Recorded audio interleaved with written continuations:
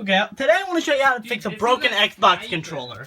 Here's how to fix a broken Xbox controller. First, take a stick and just whack the fuck out of it. Fuck you. Fucking. Okay, see, it's all fucked up, right? Yeah? You still think it works? Fuck no. Fuck no. No, it's not allowed to work. Hey, Fuck you. Let me get a hit on. Fuck you. Hey. Shit got in my mouth. Hit it. Kill it.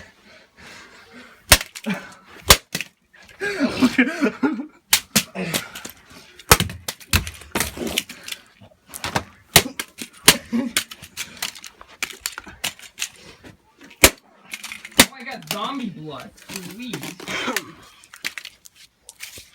Finishing touches.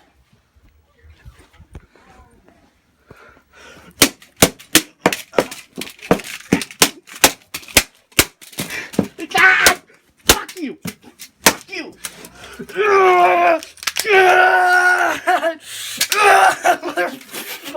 Fuck!